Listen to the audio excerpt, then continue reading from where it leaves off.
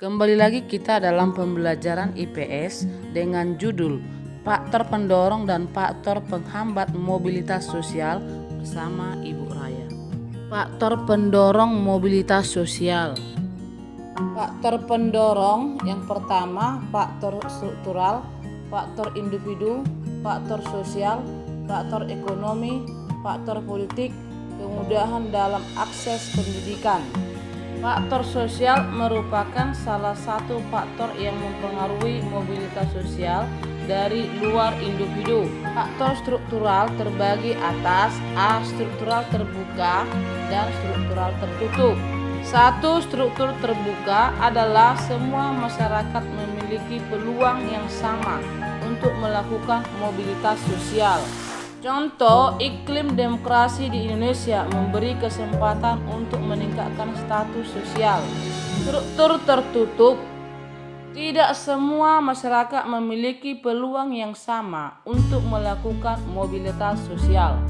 Contoh, sistem kerajaan hanya mengizinkan keturunannya sebagai calon raja. Selanjutnya, sistem kasta dalam agama Hindu, yaitu kasta Sudra, kasta Waisya, kasta Satria, dan kasta Brahmana.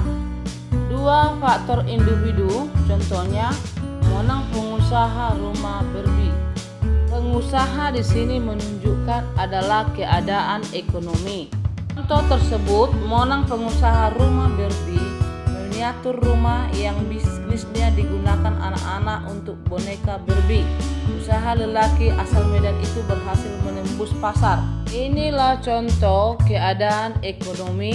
Artinya, setiap individu memiliki latar belakang ekonomi keluarga yang berbeda. Dengan perbedaan tersebut, maka tiap individu akan berusaha memperoleh dan memperbaiki serta meningkatkan keadaan ekonominya untuk lebih baik. 3. Faktor sosial. Membahas mengenai 1. Setiap perjuangan diawali dari ketidakpuasan. Ketidakpuasan akan status sosial mendorong manusia untuk terus berjuang segigih-gigihnya. Yang kedua, setiap manusia dilahirkan dalam status sosial yang dimiliki oleh orang tuanya. Saat ia dilahirkan, tidak ada satu manusia pun yang dapat memilih status sosial. 4. Apabila ia tidak puas dengan kedudukan yang diwariskan oleh kedua orang tuanya, ia pun mencari kedudukannya sendiri di lapisan sosial yang lebih tinggi. 5. Kalian tentu juga ingin meningkatkan status sosialmu. Orang tuamu juga selalu berpesan supaya kalian belajar gigih. Mereka berharap suatu saat kalian akan lebih berhasil dari orang tuamu. Jenis-jenis status sosial. 1. Ascribed status, yakni status yang didapat sejak lahir seperti jenis kelamin, ras, kasta, dan golongan.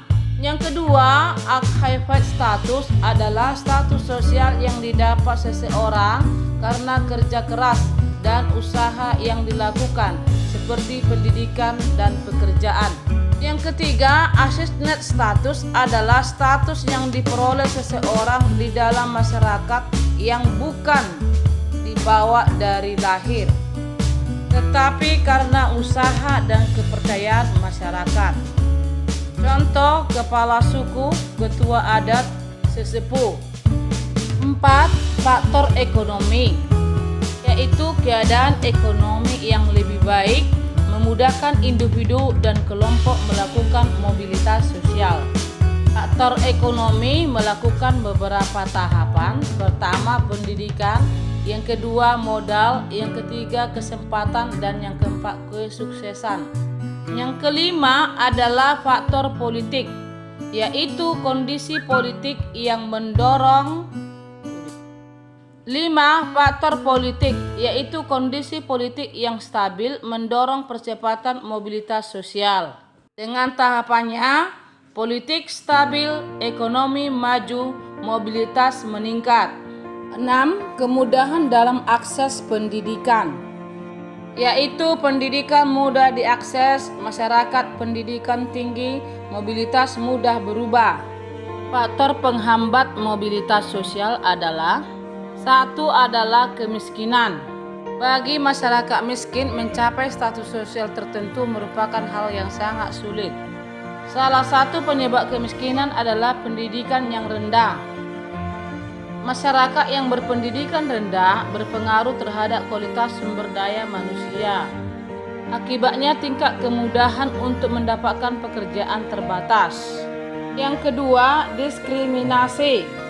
Diskriminasi berarti perbedaan perlakuan karena alasan perbedaan suku, ras, agama, dan golongan.